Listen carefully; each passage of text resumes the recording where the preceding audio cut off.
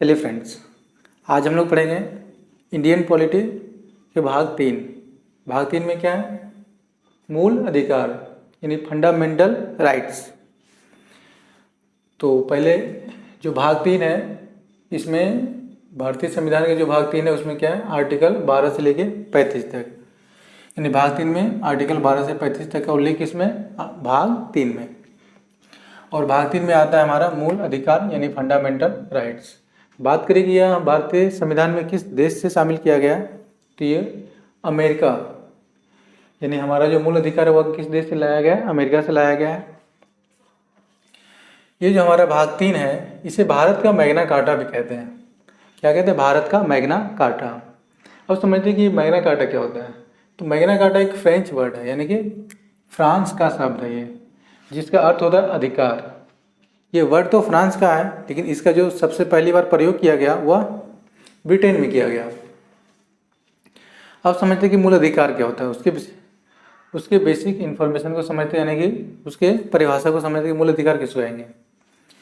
तो वैसे अधिकार जो जीवन जीने के लिए क्या अति आवश्यक हो, जीवन जीने के लिए क्या अति आवश्यक हो, और जिसे ना तो जनता और ना ही सरकार हमसे छीन सकती है, वैसे अधिकार मूल अधिकार कहलाते हैं। यानी जो क्या हो, वैसे अधिकार जो जीवन जीने के लिए क्या अति आवश्यक है और जिसे ना सरकार ना जनता हमसे छीन सकती है, उसे मूल अधिकार कहते हैं। अब बात करें कि जो मूल अधिकार हैं वो प्राकृतिक अधिकार होते हैं। क्यों प्राकृतिक अधिकार हैं? क्योंकि जिस तरह जीवन जीने के लिए हमारे लिए प्रकृति आवश्यक है, उसी तरह जीवन जीने के लिए जो है ये मूल अधिकार भी हमारे लिए क्या उतना ही आवश्यक है। अतः ये जो अधिकार है वो कैसे अधिकार है? प्राकृतिक है। ये प्राकृतिक अधिकार है, इसलिए इसे नैसर्गिक अधिकार भी कहते हैं। अब बात करें कि यह जो मूल अधिकार है वह किन किन व्यक्तियों के लिए लागू होता है, यानी किसे दिया जाता है। ये वैसे व्यक्तियों को दिया जाता है जो क्या भारत का नागरिक है, या फिर जो कि विदेशी व्यक्ति हो या कानूनी व्यक्ति हो। तो इनमें से जो कुछ मूल अधिकार हैं वह केवल भारतीय नागरिक को दिया जाता है, और कुछ मूल अधिकार विदेशी नागरिकों को भी मिलता है, और कुछ मूल अधिकार कानूनी व्यक्ति को भी मिलता है। तो आगे हम चर्चा करेंगे कि कौन से अधिकार हैं जिसे सिर्फ नागरिकों को दिया जाता है, और वे कौन से अधिकार हैं जो सिर्फ विदेशी व्यक्ति को प्राप्त होता है, और वे कौन से अधिकार हैं जो सिर्फ कानूनी व्यक्ति को प्राप्त होता है। कानूनी व्यक्ति का मतलब समझे, यहाँ पे नागरिक तो समझ रहे हैं कि हम सभी क्या भारत के नागरिक हैं। विदेशी नागरिक यानी जो विदेशी अगर कोई दूसरे देश का हमारे देश में आया तो वो विदेशी कहलाएगा। उसी तरह बात करें अगर कानूनी व्यक्ति की, कानूनी व्यक्ति क्या होता है? तो वैसे संस्था या वैसे कंपनी जिस पर हमारे देश की कानून लागू होता है वह क्या कहलाता है? कानूनी व्यक्ति कहलाता है। अब बात करें इसके विशेषताओं की, तो ये तो पहली विशेषता ये हुई कि हमारा जो मूल अधिकार है वह भारतीय नागरिकों को भी दिया जाता है, कुछ विदेशियों को भी दिया जाता है, और कानूनी व्यक्ति को भी दिया जाता है। लेकिन उनमें से जितने भी मूल अधिकार हैं वे सभी मूल अधिकार भारतीय नागरिकों को प्राप्त हैं, लेकिन सभी मूल अधिकार विदेशी व्यक्ति को प्राप्त नहीं है। कुछ ही मूल अधिकार हैं जो विदेशी व्यक्ति को प्राप्त हैं और कानूनी व्यक्ति को प्राप्त है। दूसरी विशेषता की बात करें तो ये जो हमारा मूल अधिकार है वह असीमित नहीं है, मतलब अनलिमिटेड मूल अधिकार नहीं दिया गया, यानी हमें जो मूल अधिकार मिला हुआ लिमिट में मिला है, किंतु वह वाद योग है। वाद योग का मतलब ये हुआ कि हमें जो मूल अधिकार दिया गया है उस पर सरकार द्वारा किसी विशेष स्थिति में उस पर प्रतिबंध लगाई जा सकती है, और वह जब प्रतिबंध लगाएगी तो उस स्थिति को हमारा जो न्यायालय है वह जांच करेगा कि यहाँ पे ये जो मूल अधिकार जो दिया जा रहा है उस पर प्रतिबंध लगाने की दशा है या नहीं। अगर वो हमारा जो न्यायालय अगर कहता है कि यही इस कंडीशन में मूल अधिकार को प्रतिबंधित करना चाहिए, यानी इस कुछ समय के लिए मूल अधिकार को रोक देना चाहिए, तो उस कंडीशन में वह सरकार क्या कर सकती है? हमारे मूल अधिकार को रोक सकती है। तो इसी का मतलब हुआ कि हमारा मूल अधिकार तो असीमित नहीं है, किंतु क्या वाद योग है। वाद योग है मतलब हमारा जो मूल अधिकार है वह सरकार के द्वारा कुछ समय के लिए प्रतिबंधित किया जा सकता है। साथ ही साथ जो हमारा मूल अधिकार है वह क्या परिवर्तनीय है, यानी इनफोर्स्ड है।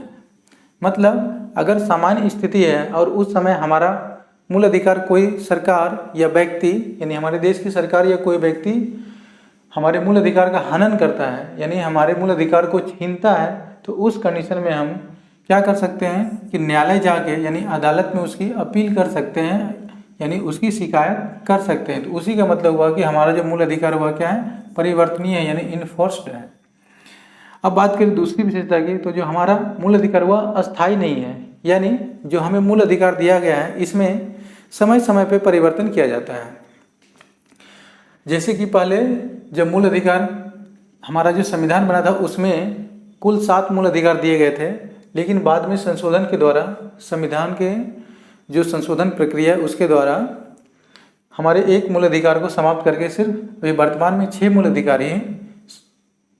मूल अधिकारी हमें अभी प्राप्त हैं। अब बात करते हैं कि अगर हमारा मूल अधिकार का हनन होता है तो उस कंडीशन में हम कहाँ पे जा सकते हैं, यानी किसको शिकायत कर सकते हैं। तो हमारे मूल अधिकार का जो रक्षक है, मूल अधिकार का रक्षक, वह कौन होता है, सुप्रीम कोर्ट और हाई कोर्ट। यानी जब भी हमारे मूल अधिकार का हनन होता है या हमारा मूल अधिकार कोई छीनता है, चाहे वो सरकार हो या हमारे देश का अन्य कोई नागरिक हो, तो उस कंडीशन में हम क्या कर सकते हैं, सुप्रीम कोर्ट जा सकते हैं या फिर हाई कोर्ट जा सकते हैं, यानी सर्वोच्च न्यायालय जा सकते हैं या फिर उच्च न्यायालय जा सकते हैं। सुप्रीम कोर्ट यानी कि सर्वोच्च न्यायालय और हाई कोर्ट यानी कि उच्च न्यायालय। अब जो मूल अधिकार जो दिए गए हैं, तो हमारा जो मूल संविधान बना था, यानी जिस समय संविधान बन रहा था तो उस समय जो मूल संविधान था उसे क्या कहा गया, मूल संविधान। तो मूल संविधान में जो हमें केवल 7 मूल अधिकार प्राप्त थे और वर्तमान में अभी इसकी संख्या 1 घटकर कितनी हो गई, 6 हो गई है। अब देख लेते हैं कि हमें कौन कौन से मूल अधिकार प्राप्त हैं। तो एक तो है समता का अधिकार, पहला क्या हो गया, समता का अधिकार, जो हमारे मूल संविधान में जो है आर्टिकल 14 से लेकर 18 तक इसका वर्णन है, यानी समता का अधिकार का वर्णन कहाँ तक है, 14 से लेकर 18 तक। दूसरा जो मूल अधिकार है वह है स्वतंत्रता का अधिकार, जिसका वर्णन आर्टिकल 19 से लेकर 22 तक हमारे संविधान में है। तीसरा जो मूल अधिकार है वह शोषण के विरुद्ध अधिकार है, जिसका वर्णन अनुच्छेद 23 से लेकर 24 में है।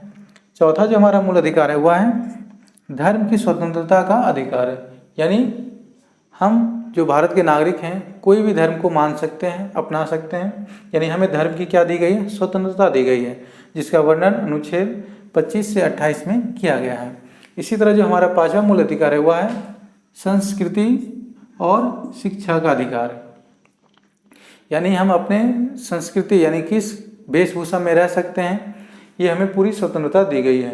यानी संस्कृति और शिक्षा प्राप्त करने का भी मूल अधिकार दिया गया, यानी हमें शिक्षा दिया जाएगा। तो 5वां जो हमारा मूल अधिकार है वह क्या, हमारी संस्कृति और शिक्षा का मूल अधिकार, जिसका वर्णन आर्टिकल 29 से 30 में किया गया है। 6ठे मूल अधिकार की बात करें तो वह हमारा था संपत्ति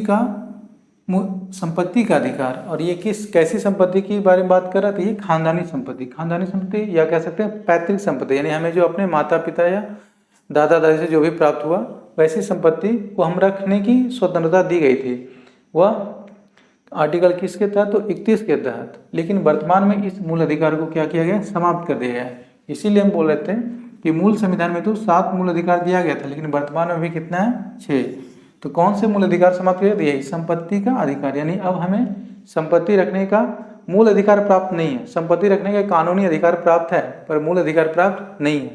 यानी सरकार अब क्या कर सकती है, हमारी संपत्ति को अपनी सुविधा अनुसार, यानी जब जरूरत होगी तो वह एक मुआवजा देकर वो संपत्ति को जब्त कर सकती है। लेकिन जब ये मूल अधिकार था तो उस समय अगर कोई सरकार या अन्य नागरिक हमारी संपत्ति की जब्त करती मुआवजा देके भी, तो हम इसके लिए सुप्रीम कोर्ट या हाई कोर्ट जा सकते थे। लेकिन अब ये चूँकि मूल अधिकार नहीं है, इसलिए अब इस पे जो है हम लोग अपील नहीं कर सकते हैं।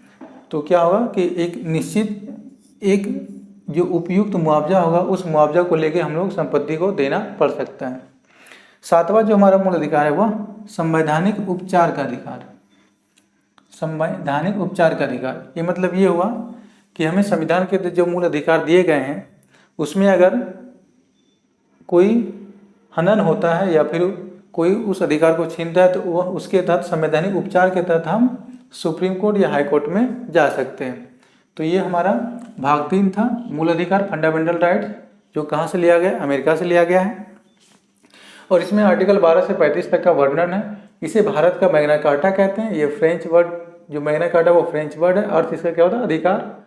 इसका प्रयोग, ये चूंकि फ्रांसिस वर्ड है यानी फ्रेंच वर्ड है, लेकिन इसका प्रयोग जो सबसे पहले किया गया वो ब्रिटेन में किया गया। तो ये जो बेसिक जानकारी है, ये जो हमारा 7 मूल अधिकार है, इसके बारे में आपको समझ में आ गया होगा। एक ही करके हम लोग आगे समता का अधिकार, स्वतंत्रता का, शोषण के विरुद्ध जो भी अधिकार है सब क्या करें, एक ही करके आगे हम लोग पढ़ेंगे। तो आज के लिए फिलहाल इतना ही रखते हैं। मिलते हैं जल्द ही अगली वीडियो में। जय हिंद।